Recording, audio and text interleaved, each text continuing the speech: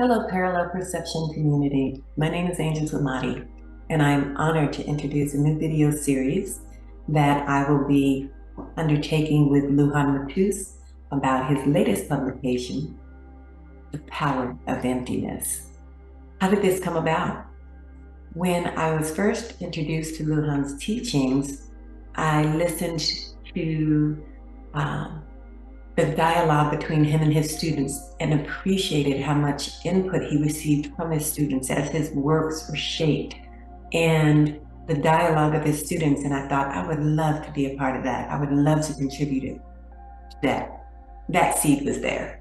Then, an introduction with Lujan, he envisioned this very video series.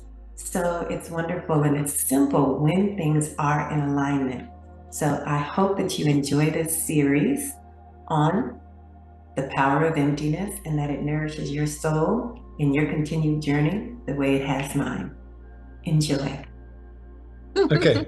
All right. Okay, for those who stumble across this video and do not know, may I introduce Lujan Matus. And I'm going to read a brief introduction that comes straight from your website, and I have cited everything for those who may not know who you are. So, if you will, Lujan Matus is a master intuitive empath with a unique ability to immerse individuals and groups in a rarefied state where the subtle currents of the interconnected universe become tangible. When quantum entanglement shifts from an abstract concept to perceivable reality, we are automatically propelled into an entirely new way of being. As a teacher and guide, Lujan is able to offer a genuine experience of how this actually feels.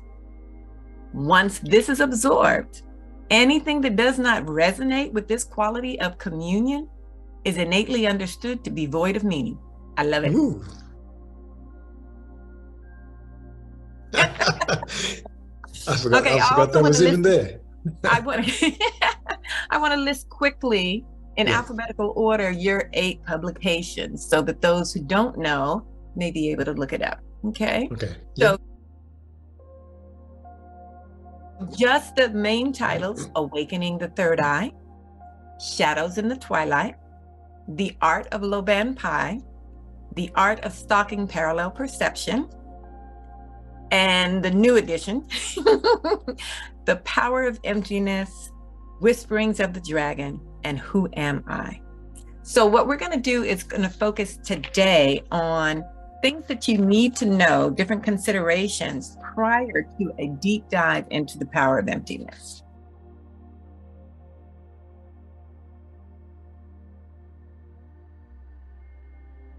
So first, we're going to look at dropping your chains and obstacles, exploring a little bit of letting go of religious dogma and preconceptions, to know your why. Why do we want to seek emptiness?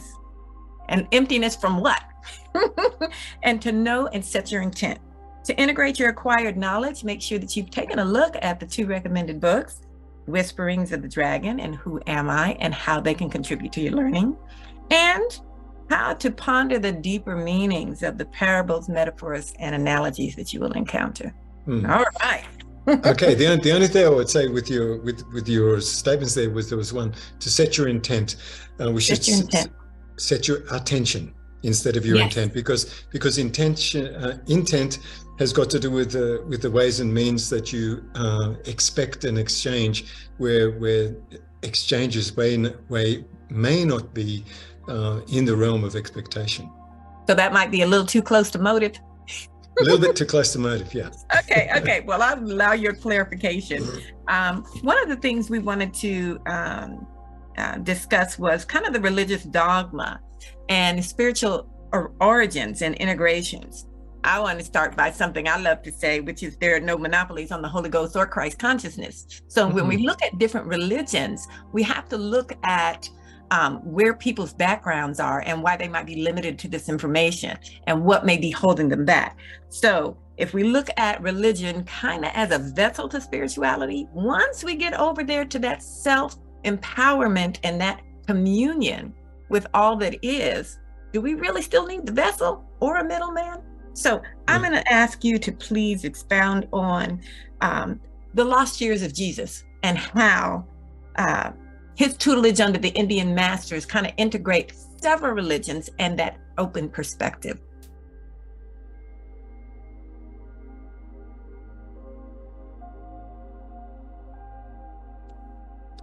Well, I guess. Well, that's a very, very deep and very difficult question to sort of put into a frame. But in India, basically before the English arrived and colonialism took over, not one Indian ever lied, and they learned how to lie because of the way they were forced into a different type of culture. As far as the religions are concerned, the way that they approach it is that somebody may be a devotee towards Shiva, somebody may be a devotee towards say Hanuman, the monkey god. It's not who they focus on, it's what they arrive upon via their devotion. So it's basically abstract, even though they have a need for recognition. And they're looking from that recognition through the motive of their own need to be responded to by the abstract. This response from the abstract has got to do with kindness and love and openness, and the capacity to actually give enough room for somebody else to be exactly who they're really meant to be. Now, from an Indian perspective. This is very, very clear, because everybody is accepted for what they put their devotion towards, because that devotion becomes devotion to themselves and also acceptance of somebody else, even if their devotion is different. So Indians have got a very, very unique perspective in terms of the long history of their searching for the highest ways and means to survive as a human being, and to be devoted to that. So what I'd say is that the religions from a Western perspective, and the divisiveness of each religion saying that we're different, we're a different creed, we're all the same. We all have children, we all have mothers, fathers, sisters, and brothers, and also will we harm ourselves? If we would learn to harm ourselves, then I guess we would justify harming other people. So the only thing I would say about that is basically the moment you have any feelings of harm towards somebody else, that's your original sin, that you've harmed yourself before you even transgress upon somebody else. But even the mere feeling damages the holder of the intention. Yeah. So could it be that we're harming others by elevating one religion above the other, saying my religion is the best, I can only hear this way? Is that a form of harm to others? Yeah, sure. It's basically, it doesn't matter what you're devoted to. It really comes down to, who are you for another person? Who are you for yourself? Who are you for your wife, for your husband? Who are you for your sisters and your brothers?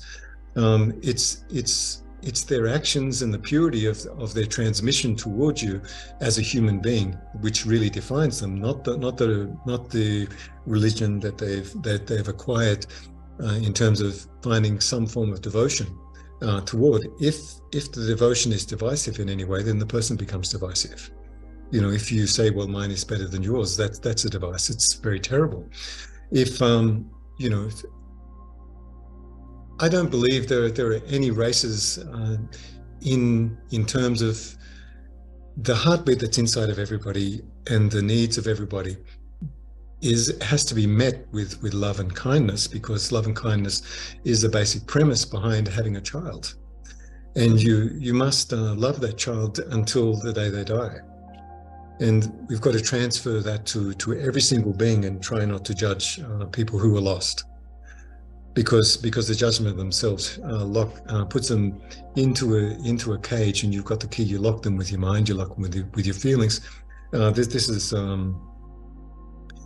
one of the worst things we can do. Is we can acknowledge that somebody is limited in a certain way, and see that limitation is causing them to make mistakes. But the biggest mistake of someone who's seeing somebody else make a mistake is to make the mistake of judging them. And that's another form of disenfranchising them through your own ability to put them in a frame which is not honoring them as a lost soul.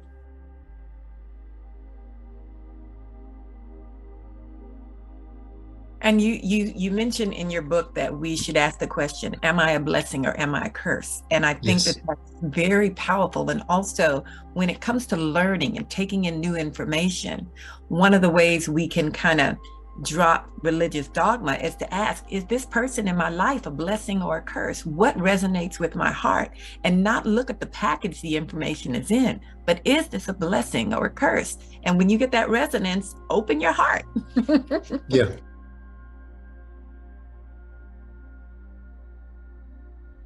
But also too with blessing and curses, there's an old Chinese saying, may be born in interesting times, and this saying is a curse. But the curse itself gives the receiver of information the capacity to see how to differentiate between certain circumstances. The more complicated the world is, the more simple you must become. Mm-hmm. Wow. Yeah. So this, so being born in an age where there's, in terms of the saying is that if you may be born in interesting times is a curse, but it's a blessing simultaneously. That therein lies our opportunity. Yeah, therein lies our opportunity. Yeah. So you spoke also, or referred me to some information about the Christ consciousness and the time that Jesus spent among the Indian masters, even though that's a very spiritual place, not so much as the source of all of his information, but necessarily as the catalyst that awakened what he was already deposited with to help facilitate him and get him to that place of Christ consciousness, the difference between Jesus, the Son of Man, and Jesus, the Christ. And would you care to elaborate on that? Oh, this is a very beautiful subject. If you look at somebody and you say, well, there's a frame of your original personality. Obviously, he was born with a very innate original personality. You have original personality, so do I. And upon this original personality, you put the better part of yourself on the altar of your perception. If you put the better part of yourself on the altar of your perception, then you're led to follow the real path of your journey, the real what you're really meant to do in life. And obviously, he was a very, very open-hearted individual that was searching for anything other than what he was faced with. And then he ended up being faced with anything, you know. Yeah. The conflict that came from saying that we need to change the circumstances because the circumstances aren't really working, you know. So just to overlay that in all of your books, because they're definitely maybe one or two that might stand alone, but in the integrations of your truth, you're ushering people to Christ consciousness. Well, let's look at it this way while you're looking for your notes. Is it what are we looking for? Do we have a state of anxiety, or do we have a state of grace? And the state of grace has got to do with can you move into an angelic state and define that angelic state to such a degree that you don't leave it.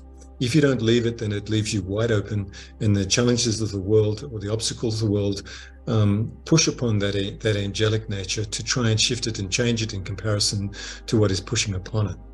So this is the dilemma that everybody's facing in terms of, even from childhood, in terms of misplaced memories. Is it when someone pushes upon your innocence, then your innocence readapts to apply itself to the mayhem which is entering your body, and you adjust to that and then reformulate those angelic feelings, those beautiful, joyous feelings, into something other than what they really are.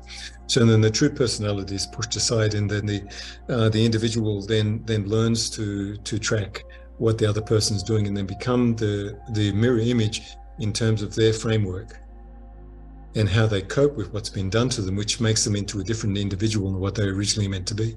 And this is a travesty, actually, because we don't really understand what is going on. Like if I've got a ragdoll cat. Now, if I play with the ragdoll cat and I do something which brings out her claws, and she's just playing, this can evolve into something quite violent. So as soon as I realized that when I was playing with her, she went like this, I withdrew straight away, and not to give emphasis to that, because she's responding to me, even though I'm innocently playing with her.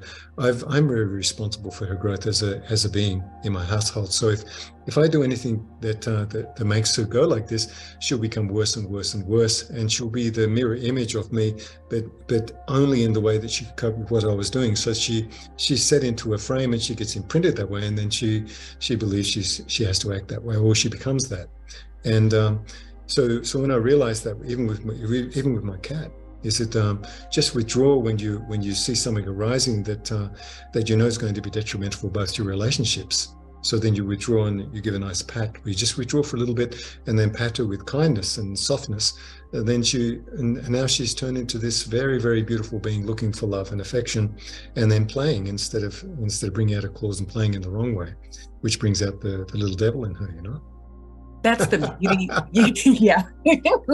That's the beauty. You talk a lot later throughout the book about how we affect others' realities, and how we, you said you were the one that triggered that, and she was responding to something, and, being able to disengage and come back with that instant moment. What's right in this moment? What's the right action? And so I'm looking forward to that unfolding, because that's some good stuff. Yeah, okay. Yeah. So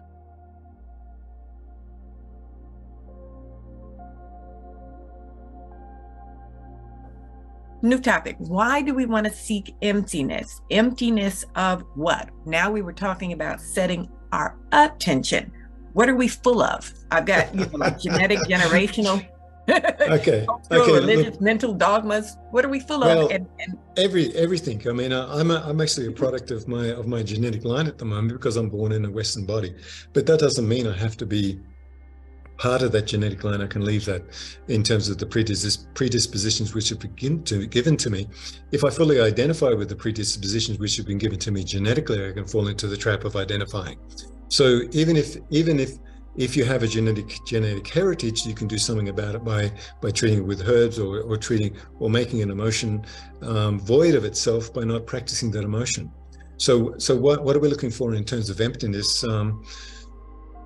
This is a very interesting question, because I would say, well, if you're practicing anger, then you're not really empty. That line of intention, because it is a line of intention which leads back to the person, hits the person, and also attaches itself to somebody else who triggers that particular emotion. So then there's a full-fledged connection or entanglement in terms of what this anger brings about in terms of its result.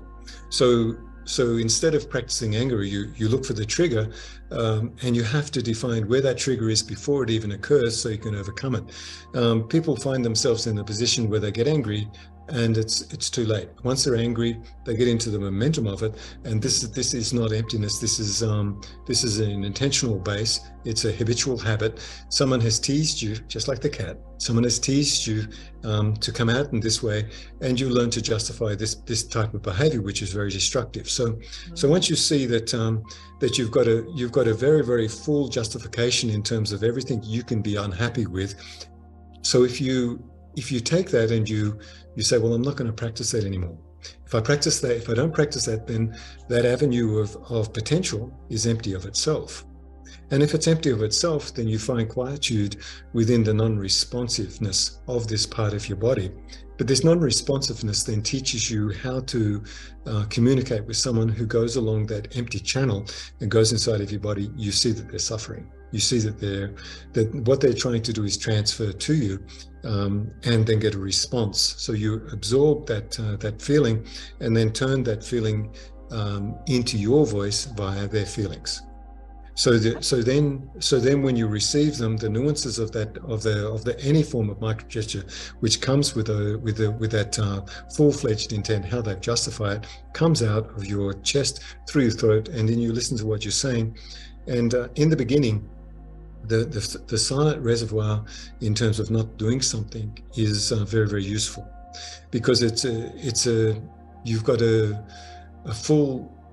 fully get full with the feeling, because you've got enough space for them to enter you.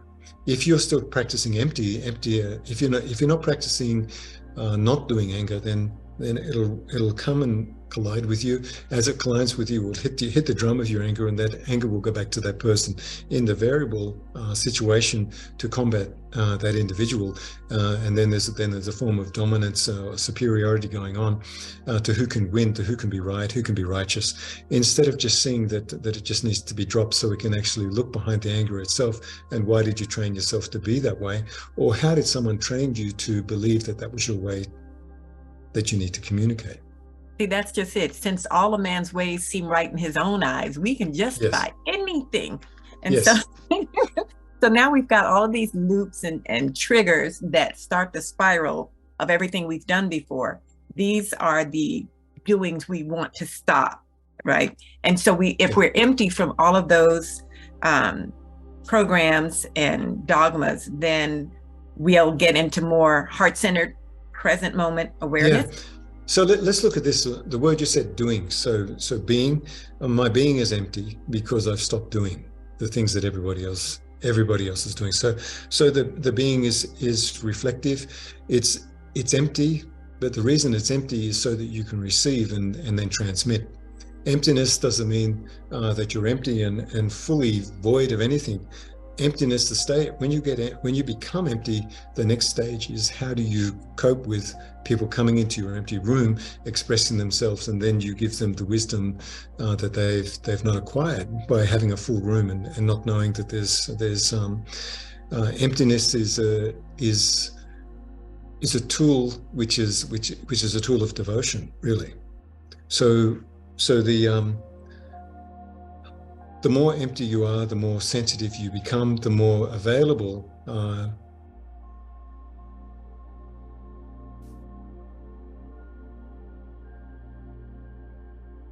your being can reflect back exactly what it's receiving in the ways and terms that the other person gives it to you, in terms of the rules and regulations that surround their intent. So once you're surrounded by the intent, then you can start to undo all the mechanisms of their intent and their reasoning by giving them something counterintuitive, which knocks them away from their base, and then they're hit by, oh, I didn't really realize that, and they didn't really realize that because they're not empty enough to see it, because the intentional base is so strong and so willful that it can't see behind what they've been taught. There's a tenderness which needs to be expressed. So if someone can be brought into a form of self-reflection and discover that the anger is only crying. Mm-hmm. Yeah. Because when you get to the core of someone who's angry, and you look at the basis of the anger, they're actually really disappointed. Yeah. And hurt and disenfranchised. Yeah. And the momentum of all the characteristics have got to do with not being understood. But not understanding how they got there is worse than not being understood. You spoke of emptiness as a form of devotion, and that was kind of a new revelation that's been stirring. Yeah. Because if I'm not planning what I'm going to say next, if I'm fully present in that moment, then I can fully receive you, have that access to the infinite field of knowledge and communication, and give your spirit and soul what it needs. And that's a beautiful way to look at it. Yeah, so really, I'm sorry for cut you off because I can see you going to the next thing. But preemptively being in a room before you get into the room is actually not being where you are, and you're not really in the room before you decide you're in the room before you even get there. So when you get into the room, you've got a whole lot of expectations. So the preemptive motive of being in a room and having a device to put on the table exactly what you want to say, instead of being in the room and then being unfolded like a flower unfolds to discover the sun is over there instead of over here. So if you preemptively put the sun in the wrong position, then you won't get the full implications of really being somewhere, really being there and really being because we have an intent of or expectations, motive of something unfolding, and we miss the subtleties of what is really there for us. So that's true enough. Yes. So I want to look at I want to deal with the preface. It's pretty powerful. I mean, I do all things audible. And it's only like 3 minutes, but there's so much information in there. And one of the things you talk about is how this should be integrated with both Who Am I and Whisperings of the Dragon. So I was listening to what we could get from each one and kind of think of it as a prerequisite to the Power of Emptiness because of what you get from each of these two books. So in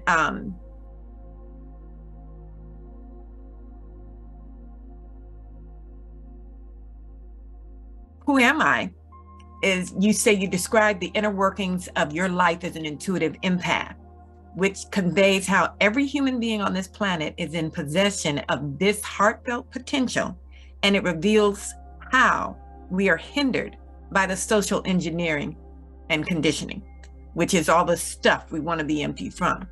And in Whisperings of the Dragon gives us the details, kind of and great exercises to open our awareness to the preliminary aspects of being, knowing, and not doing. And also proclaims and explains how to attain that inner silence we're asking for. And the part I'm challenged with, declares the dangers of seeking self-validation. Okay, seeking self-validation in terms of what you're saying, I don't really believe that it's strongly inherently inside of you. It's just validation is that you're validated by your circumstances the moment you arrive without wanting validation, because your circumstances automatically recognize you the moment you arrive. Wanting to be recognized is kind of, I say, one step slower than the circumstances itself. So one step slower, you don't have enough speed to realize that wherever you are, you're reflected immediately in the bubble of your attention in terms of the reception of the world around you, because it will begin to organize. If you walk into a home, the home is a living being in comparison to what it becomes when you enter it. And also when you enter that room, the configuration of the house itself will organize the way that you feel, because of the way it's been designed. So everywhere we go, we're contained by certain circumstances, but we've still got to keep our original essence in place while we see that we go into this structure, and then it puts us into a different framework in terms of how it affects our matrix. And if we're detached enough, we can see that we've been altered, and then we can decide whether that's healthy for us or whether we've got to leave immediately. Now, some of that self-validation is not so much recognition from outside sources, but a way to internally validate that I have made the right choice in this moment, and can I pat myself on the back for that? Yeah. Well, I don't know. It's this is I know where you're coming from here, but I don't want to step on your words or step on your being as another heartfelt person. But if I was to walk outside and a bird calls upon me to look at it, I didn't arrange for that bird to sing at that particular point, and then it's a joy. But if I go outside and expect the bird will sing, that expectation is erroneous, because maybe a bird will sing when I go outside, and then I can attach myself to the why and reason that I'm important enough for that bird to sing once I go outside. And so it's really important not to have any expectations in exchange. In terms of, a lot of people from the shamanistic path look for omens, but the true omen that you must look for is looking for an omen is not really an omen. Okay. And when you eloquently say that situations will cause a form of entanglement, that's the true transformational capacity of your body to see, okay, what is an omen? The omen or the response to your circumstance has got to do with your true frame of reference as an innocent human being that then communes exactly with what's being sent. So now I have a different perspective of the admonition against self-validation and understand it a little bit better. And I have as a result, been a lot quieter about things that have happened in my life and not sharing them, or not even having that internal dialogue that allows me that self-congratulatory realization, but just reseated in, you made mention in another publication, because I don't want to get too far ahead in this book, of how certain realizations could just be a petal, one petal to the thousand lotus flower, and that we've got to wait to see how that unfolds. And when we get to the mango grove, I kind of sort of understood a little bit about why the blossoms were being cut. And so I'm trying to take those realizations and view them as such and put them aside. You know, there was one thing I caught when you were speaking in terms of realizing, is it if we receive somebody else's life path and not have a life path ourselves to bring forward to explain the why and the reason we are like this, because I could say, well, I could go back to right back to 2 years old, because I've got very, very strong memories from 2 years old, and then reflect back on that as part of my personality. But I've chosen to let go of everything that's happened to me, to absorb the other person's true means of communication, because they've connected something from their past to put forward, instead of being grateful for the past. I'm not saying you, but I'm very, very grateful that some people have been a certain way with me, and I can see exactly where they are because of the way they were. And it's really, really important to see that the limitations, if you see that somebody is limited and and they're not defining themselves in a way which is loving and open, then they've, if you realize that they've lost their way, then you take them in and you understand them from the perspective that their obstacle is overcome them at that particular point. And to not overcome an obstacle is a great travesty. And not to see the obstacle, because the obstacle becomes the emphasis of their communication in terms of how they draw from their past to justify who they are. And this is a very, very great obstacle which isn't being recognized by a lot of people. And that's the obstacle that we want to be emptied of, so that we can be in receptivity and, like you said, and then transmit what's right action in that point. Yeah.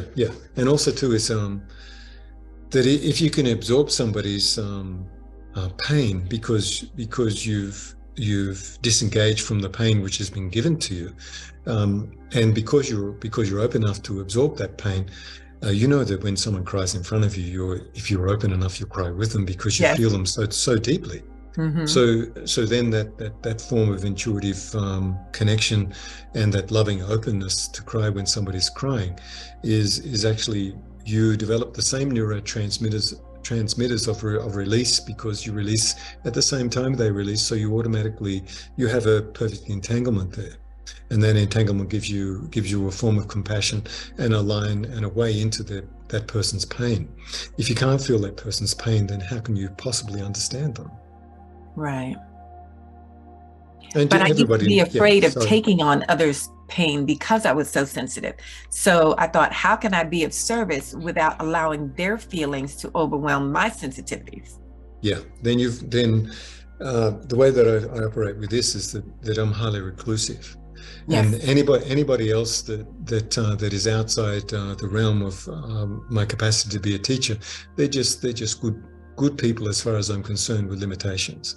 And those limitations, I won't talk about those limitations. I'll accept those limitations and see that I can't help them, because what right have I got to do to step over a boundary and say, I need to help you? That will cause competition, and that will cause great pain to the person who can't stop themselves in a circumstance where they're meant to watch, because they haven't been invited to help the other person change. But a lot of people that get to a certain stage, they believe that the hormonal influx is their energy and their spirituality.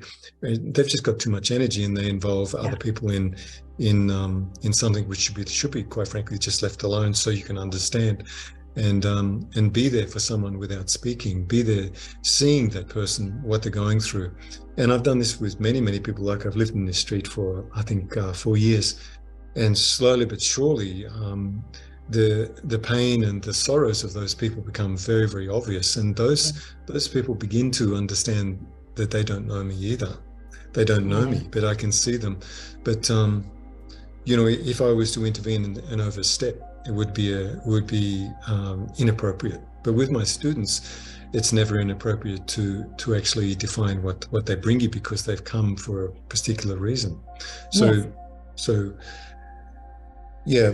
To be transparent and allow others to learn from my life and my mistakes. And so I don't mind that, because I think that that's a gift I can give. Yeah, true.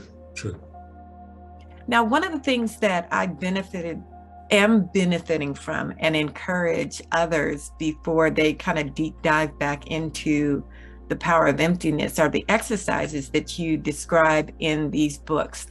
The free meditation that you give to those who subscribe to your website is taken from this book, but I encourage people to really deep dive into the reason why and do these exercises to turn on those senses that send out those tendrils to gather that information. I mean, it's now becoming more second nature for me to, you know, realize and go from the skin to the capillaries to the nerves to I love it. It's nourishing, and I feel more connected. So I'm encouraging that. Yeah, that's in Whisperings of the Dragon. Yes. So the next thing I would say about that particular technique, if I look at my skin and I realize my skin, I'm not saying skin. So the realization of my skin is more than the thought form skin itself. So even the thought form is you develop it's like a mantra. You say skin, but the mechanism of the mind will use up the energy of the yang process of this particular area. And you say skin, and you have an expectation of skin, but the first thing I'll say is, can you look at your skin and realize your skin without saying skin? Yes, we do that all the time, but we've been so pre-programmed to say, well, skin, and we believe that we've entered the skin because we've said to ourselves skin. Yeah, so it's the realization that is void of any self-talk or any self-reflection to become. It's like, if I don't have thoughts, people say, if you don't have thoughts, what do you do? And I said, I breathe. And, you know, it's, and if you don't have feelings, what exists inside of you? I said, everybody else's feelings. Yeah, so because you mentioned it being a gesture, and I couldn't quite conceptualize how that is experiencing skin as a gesture, and I'm still, you know, trying to fully integrate that. Yeah. So if I'm doing low back pi and I look for the pressure in the air and I feel the movement, or like when you're moving through the air, it has a certain amount of resistance. So that resistance then becomes can be internally recognized inside of your body, and as you're feeling this particular process, you then cause a certain alignment with the photons around you, and the world starts to reorganize itself because you're feeling instead of thinking about feeling. And the gesture itself is basically to become one with your actions without thoughts. So being one without your action, being one with your actions and having no thoughts is to discover what you can't realize.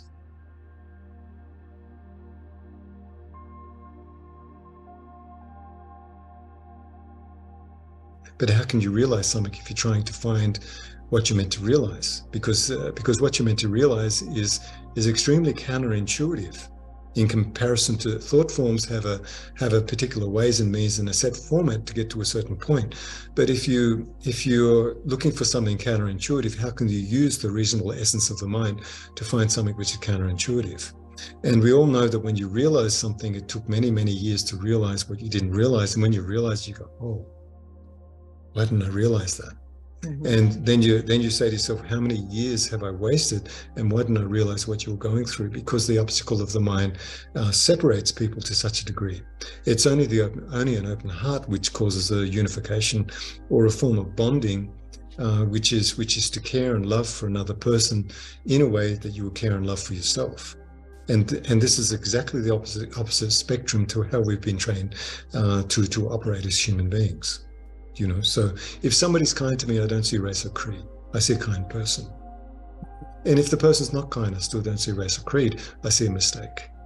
A very, very crucial mistake that we're all making because we've been trained to believe that those responses are correct. Right. And they're not correct. We're lost in the wilderness at the moment, looking for something which is right in front of us. And the only thing that we can revert back to is all the elements that we've been taught to recognize, and that's how you get. If you're lost in the desert, that's how you get tempted, because you're still taking with you what you're meant to let go of, and you try and adhere that to the world of openness, and that's when you find a lot of trouble, because there's where your temptation is, because you're meant to find a sense of angelic communion, which separates you from all the impulses and just gives you an enormous feeling of elevation that you want to share, instead of wanting to share something which is not elevated.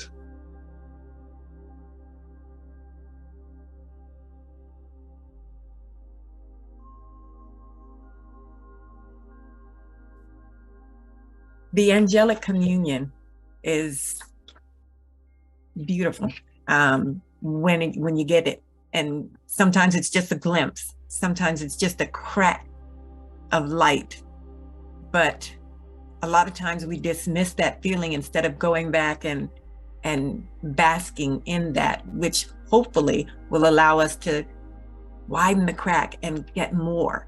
So when we get those glimpses, how do we settle in that moment and get the fullness of it? Give and get. You know, okay. Now the thing you're not realizing, the micro gestures that you just showed me, because as we're communicating, you're changing, not because I'm changing you, because you're realizing you. Yes. You're realizing who you are while you're speaking to me, and I'm realizing who you are and who I am while I'm speaking to you as well. This is true communion. So you ask the question, how to achieve what you've already realized inside of your body, but that's through a devotional, through the process of devotion, in terms of how do I achieve what you just said. But what I just said, you achieve by realizing it inside of your body, and I can see that you're realizing it, you're transforming right now. But the question is, how do you still ask the question, how do I achieve this, when I see that your personality, your whole format has endured to a certain point.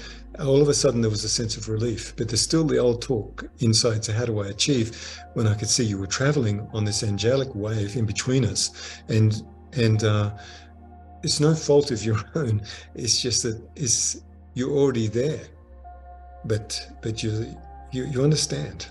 And I'm not putting you on a pedestal. I'm not blowing smoke or anything to get the result I want from you. I can see that there's a certain awakening inside of you while you're speaking, and there's a certain awakening inside of me through this communication as well. There's no difference between the two of us. Is that once you start to travel on this very, very subtle communication, and our distance is quite extreme, yet the realization is so fundamentally rooted in your being, because you're longing for something that you're in that you're on that very, very narrow path. And when you're on that narrow path, it's hard to recognize, because there may be a little bit of second guessing. Yes, maybe that's not seeing the forest for the trees. So one of the things, and thank you for that. Thank you. Thank you. It's just beautiful. It's all good stuff.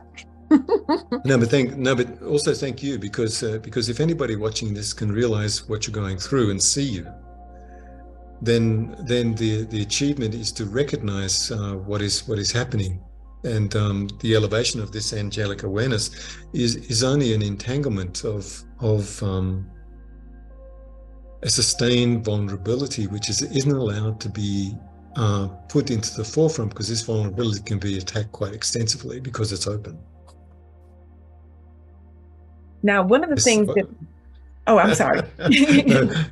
by a circumstance that doesn't want to be pushed into that vulnerability itself. Yet anger and greed and all these other emotions are an expression of vulnerability, but they're covering that original essence with something they think they're protecting themselves with, but they're destroying their environment and themselves simultaneously. And which vulnerable do you want? That's the real question that's got to be asked. Which vulnerabilities do you want? And they say, that's my strength. Oh, no, that's your weakness. Yeah, and your weakness is your power, because once you overcome your weakness, you can help somebody travel through and ascend beyond that particular paradigm that they put themselves in, because an expectation is that anger is my protection, my shield. No, it's not. Mm-hmm. Yeah. I am learning that I have to slow down and pause, because my mind sometimes goes so fast, I'm missing things. So that's a mental note to self.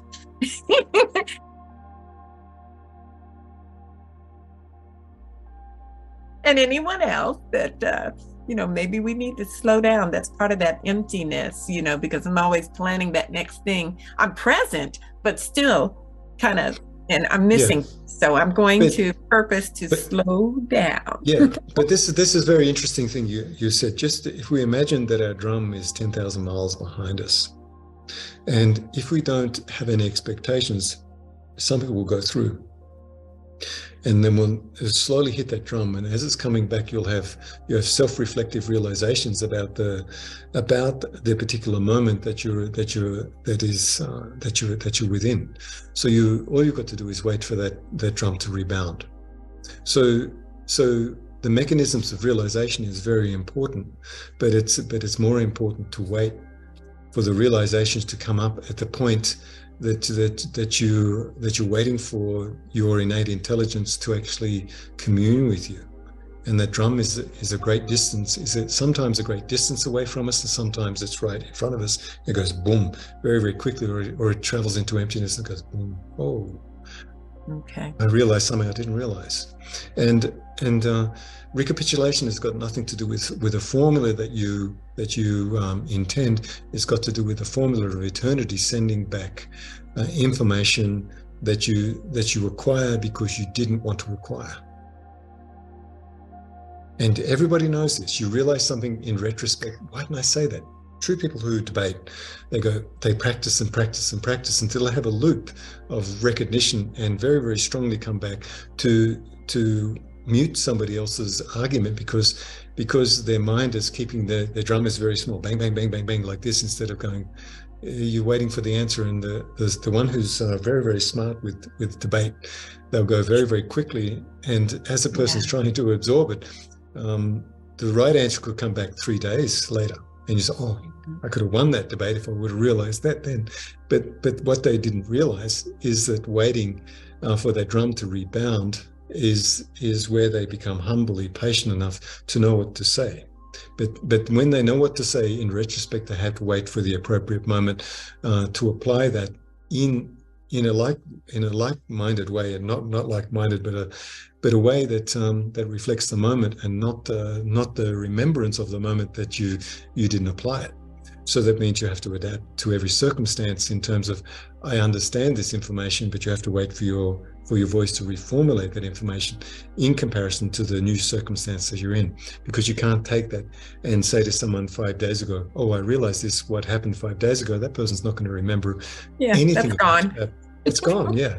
So then the loop happens, and then you're back into an intellectual argument again about something which they didn't realize, which you realize. So you've got to be very careful where your realizations keep them still. And you can't punish someone or say to someone in retrospect what you realize. You have to wait for the retrospective elements of that circumstance to repeat itself in a like-minded manner. I'm saying like-minded because mindfulness means to wait patiently for the essence of yourself to come back to allow you to speak, not to think. We needed that. That's that good stuff. Okay. So, wow. so now you can see the deficit in terms of the implications of mind give people the appearance of not being effective. And because they feel they're not effective, then they cerebrally train to actually rebound very, very quickly to trap someone in a circumstance so that there is a communal understanding within those traps. But later on, if you say that there's a woman with a scale, and that's justice. Justice is waiting for that scale to move in retrospect and move in the moment, retrospective moment that you discover yourself in. But is a law really a law if you can't realize the absolute truth behind the circumstance and the history of that particular circumstance and why? That's the true application of law, because then compassion comes in.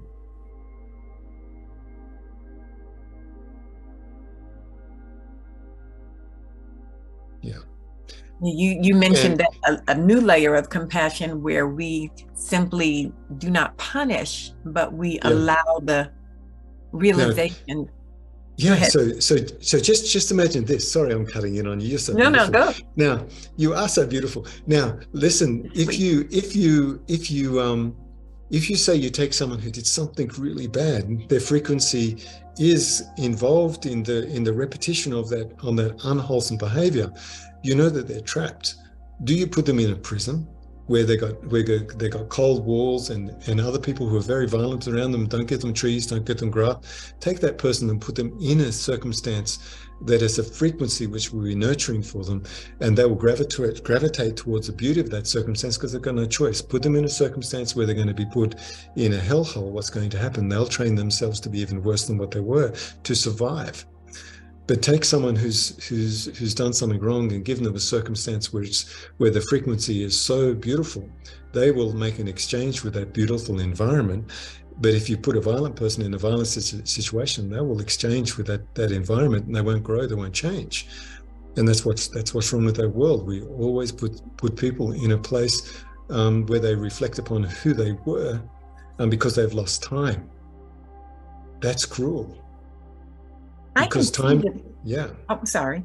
No, I can see how that would rehabilitate and make whole the perpetrator, but what happens to the victim? How do we get that victim to let go of the hurt or let go of feeling unjustified in that type of treatment?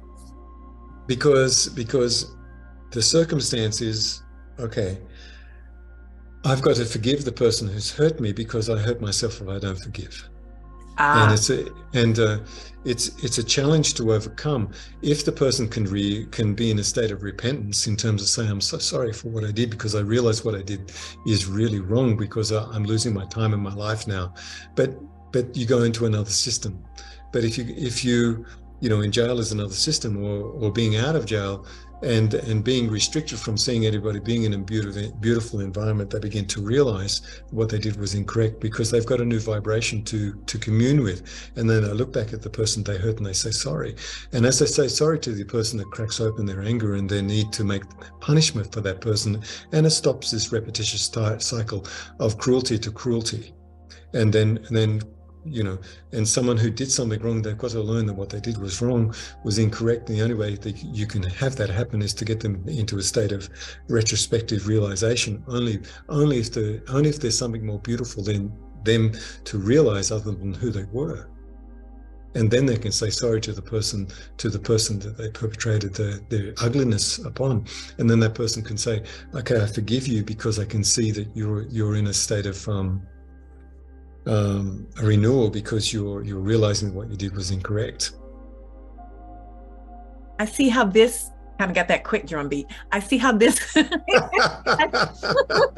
I see how this comes back to an easier way to have that spiritual communion with a person that you're trying to reconcile with, someone that you deem may have hurt you, and your whole impression of justice. If we understand that concept, then it's easier to allow that right action and the free flow of communion. So I got that one.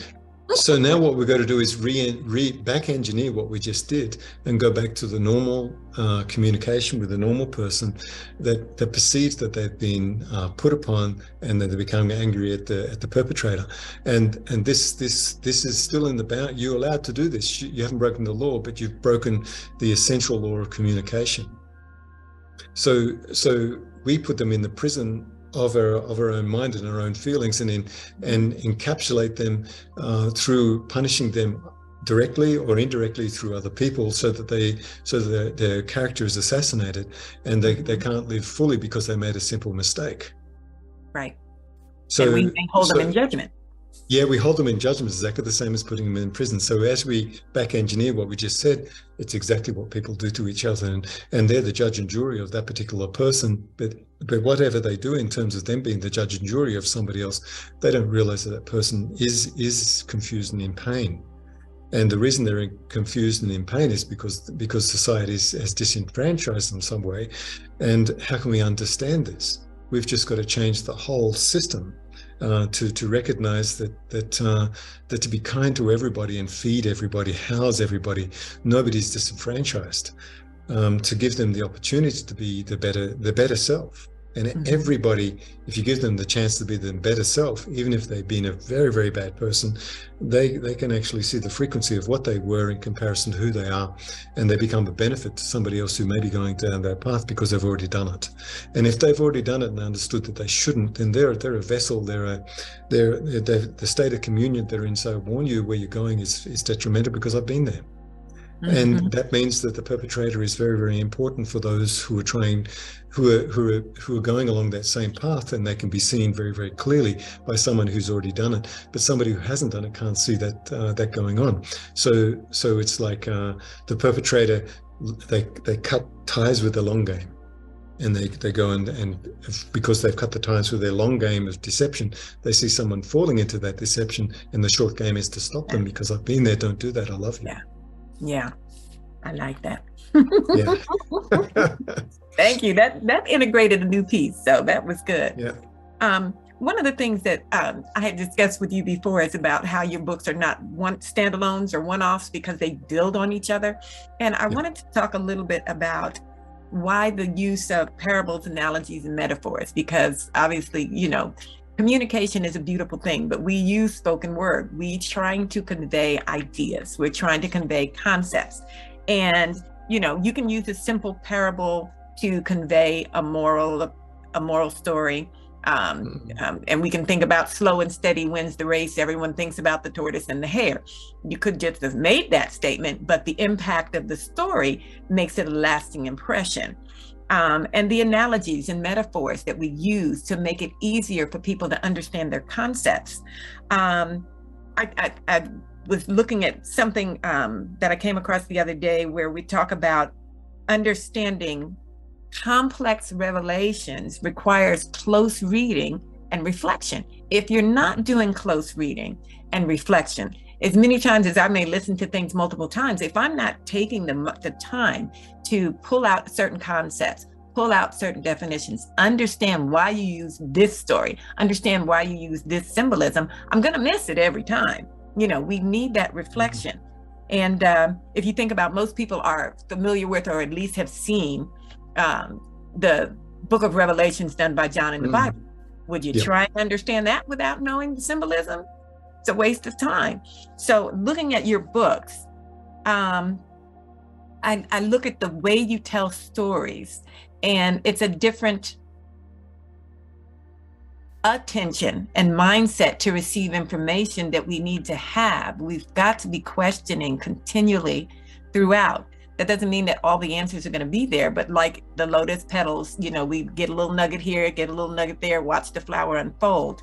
I just want to, it's not a story that you can just listen in passing, the whole thing, they take reflection and digestion. So would you like to, as we're getting ready to get into the deep dive of the book and starting out first with the Mangrove Grove Master, talk about why you use certain parables and how you came across that one in particular? You mentioned it briefly in the book, but there's something there that is just personally conveyed of your spirit And so I know that you've made it yours, but could you talk a little bit more about why you use these as teaching tools, especially in this book?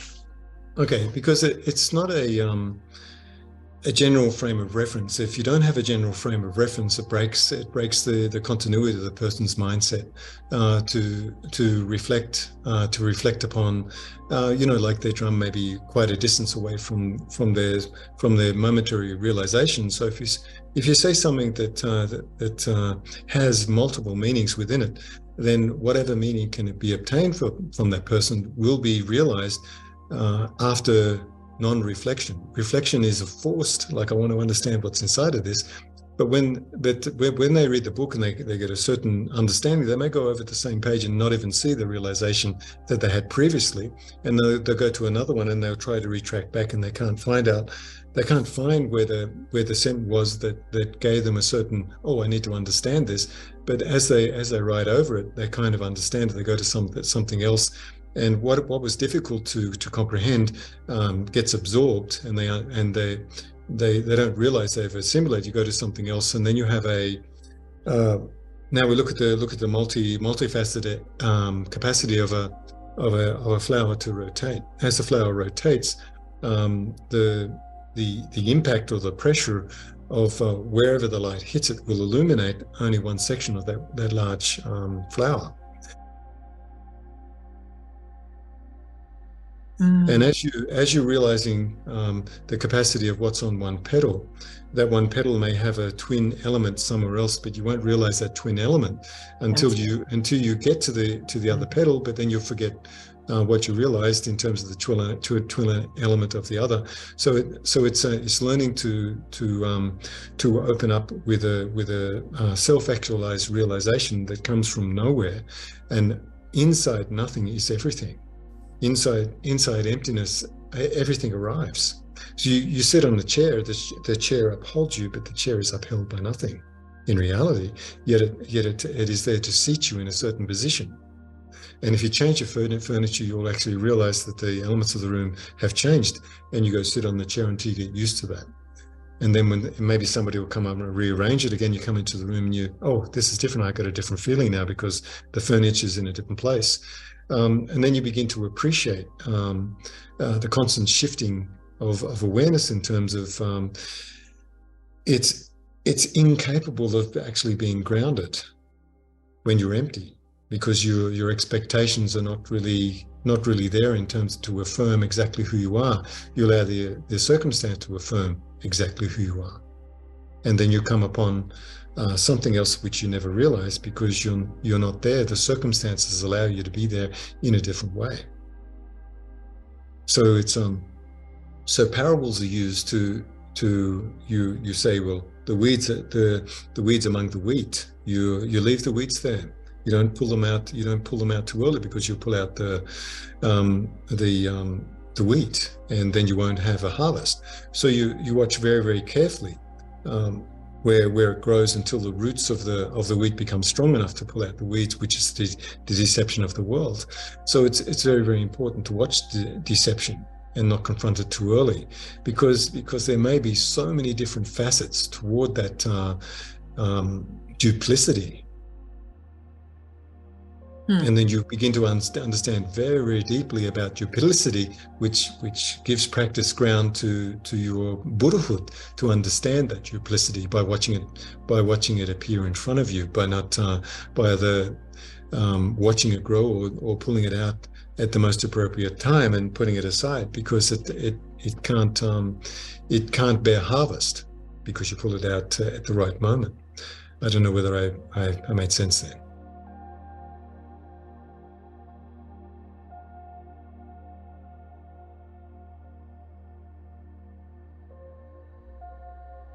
Did I make sense? Yeah. But I wanted to ask for that part about allowing them to grow together would help me to be more settled in receiving the information, instead of trying to glean that immediate knowledge and pull up what's still taking root. But I wanted to get clarification on make sure that I heard you correct with regard to intentional reflection versus non-reflection.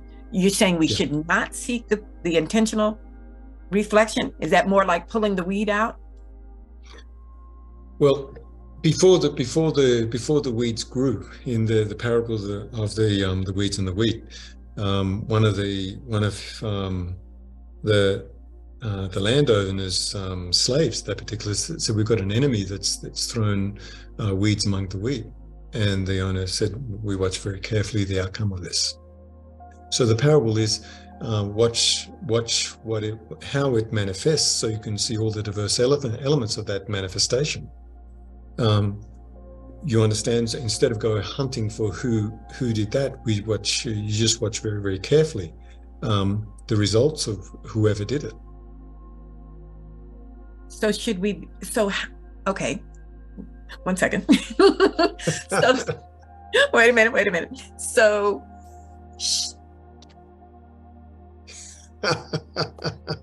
should we not be seeking an intentional understanding? How do we hold it to allow it to unfold? What are we doing? Okay. We're holding Okay. I got you. Now, just to go back, everybody that's listening to this, go back to a circumstance where they preemptively judged someone and they realized they were wrong. Okay.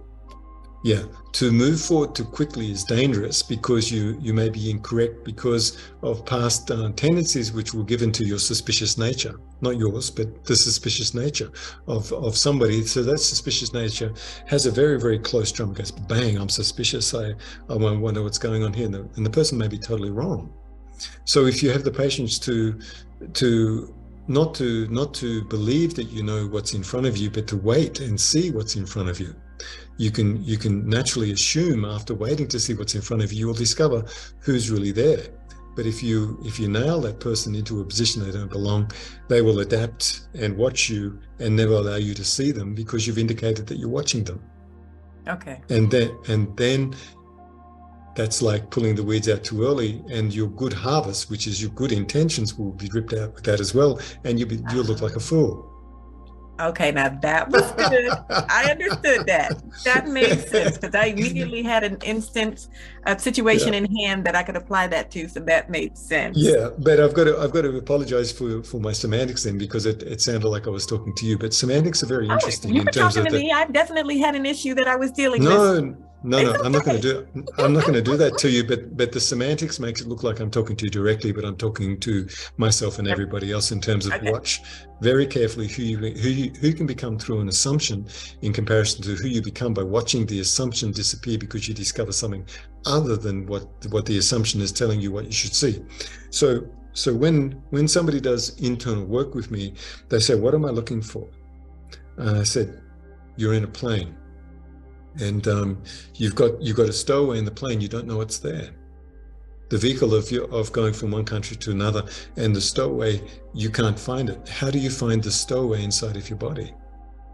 Become fully familiarized with every element that is inside of you, and then you discover that there's something hidden. So if I stretch my fascial lines, which is the jin lines, and they return to their source, like when you stretch a rubber band.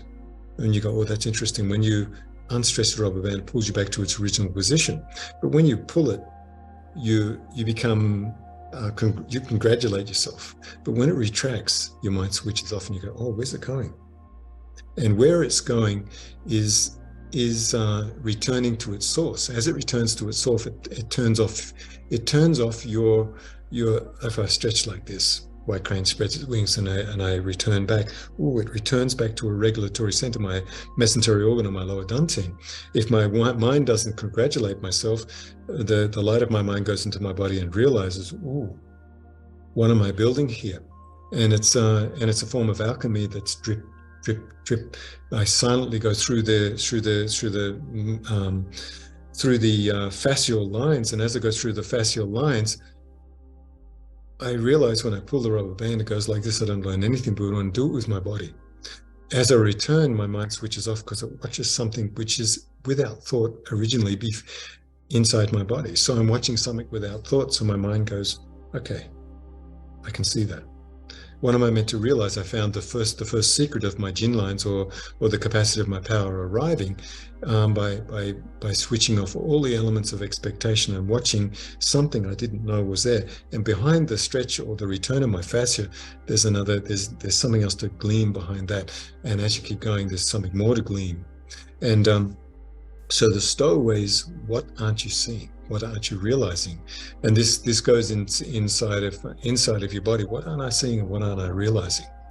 And some things took me 30 years to realize. Patiently waiting to have something occur which exchanged with me without my expectations of who I'm going to become. Because who you're going to become is an exchange of everything you do with your life in terms of everything that manifests a different person, because everybody's going to say, well, I'm a result of everything that happened to me. You're a result of everything that you've let go of that's happened to you, because everything you let go of that's happened to you is the stowaway that you've forgotten to look for. And that stowaway is something which is hidden from us. So and it goes back this goes back to the question, why should we try to obtain emptiness? Because emptiness shows us a platform which is multifaceted, which has many different areas of realization that doesn't have a ceiling, and this threatens people. You've got to find out where the ceiling is going to move to, and how you're going to be challenged to move from where you are to where you're really meant to be, after you've taken many years of realizing that you're trying to discover something that you can't discover. And when you realize you can discover things that you can't discover, then the battle's really on. That's letting go of the known for the unknown, and it's kind of like letting go of that railing to take that leap of faith. Yeah, but the unknown itself is so full of so much beautiful and mysterious information. So in the internal world, they say there are Li, which is stupid hands, and then you've got intelligent hands, and then you've got mysterious hands. How do we get to mysterious? Because the stupid hands are fumbling in the world. The intelligent hands have worked out how to work the world and redirect and not be hit into the center. But then when you realize there's nothing to protect, you become mysterious, and then the mysteriousness comes through you. And that mysteriousness has to be, it humbles you, because it is other than you that puts itself forward, yet it's you who put yourself forward.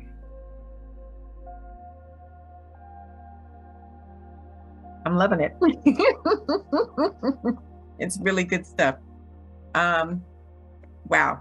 So when we continue next time, we're going to start into the really deep dive of the Mango Grove Master, because you, even though there's just one chapter in there, by that title, he's sprinkled throughout the book, and you sprinkled throughout the book and unfolding in a beautiful way. So just kind of want to recap. I've taken a couple of notes of things that you've mentioned that I want to revisit as we transition to the next time, but just to kind of see where we've come from and where we're going. So, and I think that the perspective of letting go of the religious dogma and knowing exactly what it is we need to be empty from, so we can receive from your book, from your teachings. Okay, what is religion? That's a really good question. What is religion? It is basically let go of dogma to actually obtain what needs to be recognized within the natural law or the universal ebbs and flows that we need to harmonize with. And the reason why religion is so strong is because we're not harmonized with the natural ebbs and flows of nature. If we understand nature itself, our whole emphasis, religion is our environment. The earth is our religion. The water is our religion. The air is our religion. And see, and I consider that the spirituality, the all that is, and kind of the religion, the little capsules that we the little way we try to see all of that true spirituality. Because sometimes people put in religion, they take this kaleidoscope and say, we're only going to look at this and we're going to see it that way. And if you don't see it our way, you don't see it. you know. Yeah, So that's right. that's the part that I'm talking about when I say letting go of religion, not the true spirituality of experiencing everything. Okay. Middleman. And yeah, the middleman. Yeah. the middleman, the one that's trying to put a monopoly on the Holy Spirit. Yeah. That's what I'm talking about, not true communion and true spirituality. So yeah, we got to know what our terms mean. That's true. Now, the reason why I put I think it was in Who Am I, about how water exchanges its consciousness with us in comparison to our intention or our attention. Either way, it changes. So spirituality is to receive and be malleable enough to actually realize the other person within ourselves. That's true religion. And that means that as we change because of the other person, our temple is reordered in comparison to what we need to communicate. So Christ consciousness is really being heartfelt human being, and the automated process of our whole being becomes altered by the perception of the other person. You become the other person, then communion truly occurs. But it occurs in the way that you understand how you're being altered. And so this is a very, very big journey for everybody. How am I being altered, and what am I saying because of this alteration? Who am I becoming? That's true religion, and that's so intangible. So then the flow of communication between people is the essence of growth.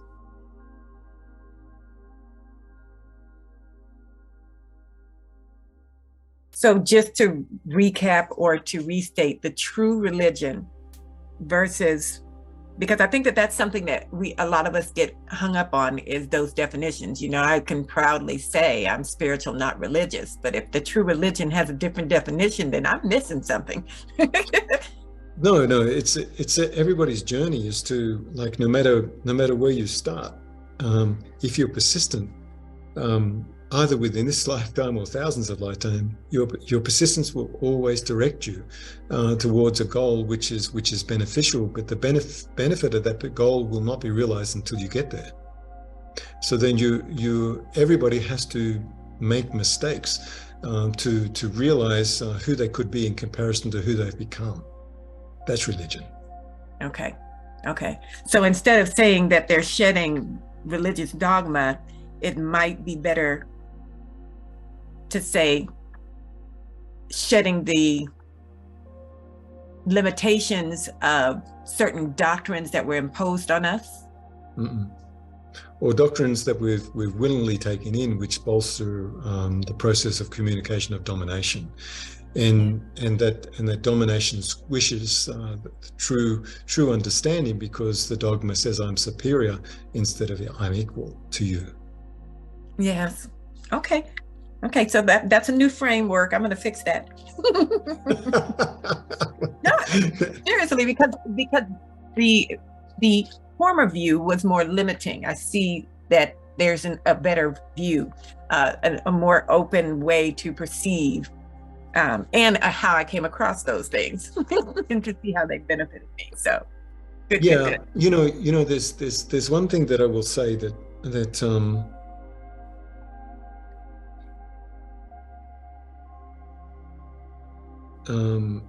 comparing yourself to somebody else is denying your original personality of its full breadth and width of character that can come about in terms of your own individuality. Everybody's an individual.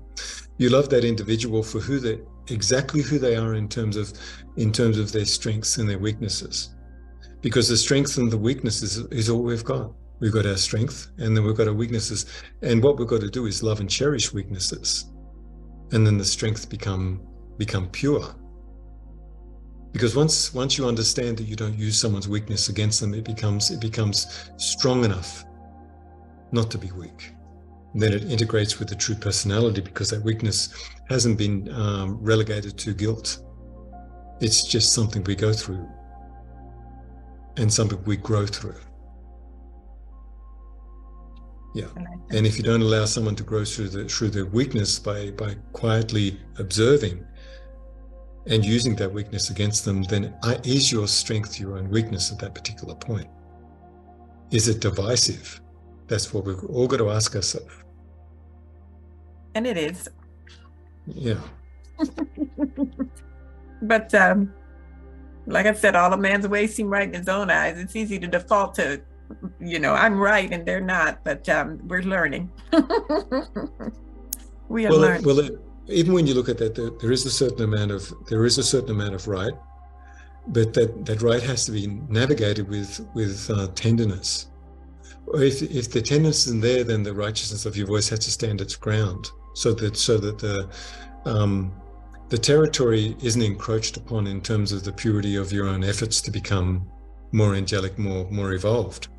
And even in that statement, there's a very, very big danger. Your own personal evolution, the idea of this. But your own personal evolution has got nothing to do with you personally. And that's the way to escape the idea that you've actually achieved anything. Because in actuality, to embrace someone's weaknesses and to accept them puts them into a state of they collapse, and as they collapse, you allow them to stand up because they've collapsed because they've realized. So weakness, when someone's down, usually everybody kicks someone who's down. You wait for them to rise and find out who they're really meant to be when their weaknesses aren't used against them and used as a form of repressive means to stop them from being who they're really meant to become. And weaknesses, if they're seen in this way, become beautiful, strong, steadfast pillars of one's own personal temple.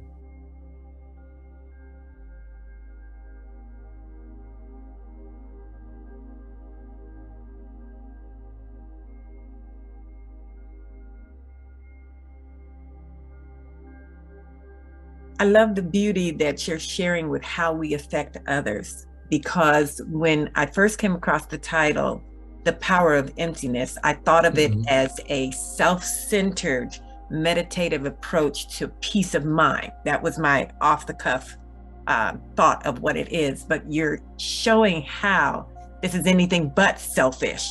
It is very selfless. It's very loving. It's devotional. It's compassionate. There's a beautiful communion in it.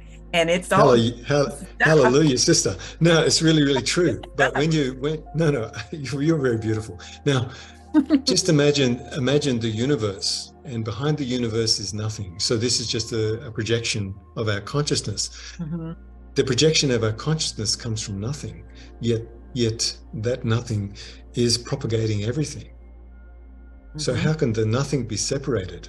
It's only that we don't know how to enter this emptiness. And there is one period where there are two periods where we come out of this, and there's a period when we go into it. So just before we fall asleep, if we take and amplify ourselves in terms of our ways and means to want to do something, and if we say stop, or our eyes go to who's harming us, we go stop, or our eyes go to something which needs to be done, just stop. And the way that I fix this in my being is that when my wife hugs me and spoons me from behind, I fall asleep with her love, and with the completeness, she completes me. So I fall asleep with that, and as I fall asleep with that, I only amplify love and affection and the gratitude for having someone who completes me. So if I've got someone who completes me, then what's my job? To be that person that completes other people. If we all have this attitude, this would change the world. So as my wife completes me, I go to sleep with no concern apart from what completes me. And I'm looking at this, and I amplify this beauty, which has got nothing to do with me. It's all got to do with her and her approach towards me and how beautiful she is. So then I'm filled with love and I'm filled with affection, and I fall asleep, and I am entering into emptiness with this particular feeling. So I've achieved two things: the love and the beauty of our universe, and the emptiness of that universe in terms of its relative capacity to give us a three-dimensional view of that love in front of us. So when I go to sleep, I amplify emptiness because of the love that I've obtained from who completes me. So if I look at this from a holistic perspective, I go to sleep with who completes me. And as I wake up, can I remember where I was before I woke up? Because that is what I've got to remember. And that's part of that. That's a part of what I need to amplify, to remember what completed me, and what happens to me before I wake up is something I must realize. I would like, please, for you to share. There was something you said that was so beautiful and sweet. And yes, I'm getting mushy, but about how anybody who watches you and hears you talk about Ms. Pa knows that you exude love. But when you talked about how you saw other people in the light of her, that Yes. helped me understand. Can you please tell your story? Well, I'm only the man I am because of the woman who completes me. And that's just the truth of it in reality. So everybody that I meet, I see them as my wife. But there are boundaries, obviously boundaries, because I'm not anything else but a righteous human being that is complete, that I see my wife in front of me and I speak to that person. When that person is altered other than what I am used to, then I know that there's something I need to speak to. Because I don't need to speak to my wife about anything, because she has no bad thoughts, no bad feelings, no projections, very, very unusual human being. She, as far as I'm concerned, she's on the altar of my perception, for she's my Buddha. And of course she's my Buddha because without her, I'm not complete. So if I honor and love her in the guise of somebody else, I speak to them with the same reverence that I speak to her, but that reverence may be tough or it may be sweet. It may just go to exactly what needs to be said because she gives me enough room to be loved like this. And it gives me the capacity to actually see what's missing because without her, I'm not complete. And if I see that this isn't, if I can be for them the same way she is for me, then I'm doing something good to the world and sharing something which is invisible to everybody else. That is just so beautiful. It's just a beautiful way to view others. It's like, how can you not see the beauty in someone if you're putting that out there? So. But let's look at it from this way. Just imagine you've got a combative partner. What are you going to do as you go out in the world? You're combative, because you are the reflection of the one that you've taken vows with to say, well, I'm going to be with you for the rest of my life. So if you have a competitive person that is taking piece by piece of you and destroying you, then you'll take piece by piece and destroy other people, because union of two individuals is the most sacred thing that we can honor. In terms of, I put my honor for my wife on the altar of my perception. This is my temple. So if I'm used to this, then anything other than that will make me realize what's in front of me. So thank God for my wife. Yes. I'm very thankful. Yeah. So obviously we can go on and on and on, but I'd like to kind of wrap this one up, knowing that our next talk is going to be a deep dive into the Mango Growth Master. And I'm just really excited because now I've got to totally revisit my approach. Yeah. And it stimulates growth. And so I'm okay with that. And I would just encourage, one of the things that, in case people are not aware, that you're accessible for spiritual guidance twice a month, usually, to please make use of that, because it makes the teachings come alive and helps find those personal applications where you need them. And that's something that's priceless. We don't just have to go back and reread the book. We've got access to you. And I thank you for being accessible, and encourage everyone to go back to parallelperception.com, and hopefully then we'll talk a little bit more next time. Anything you want to close out with? I'm thrilled. Well, thank you for being such an extraordinary human being. Thank you. Thank you.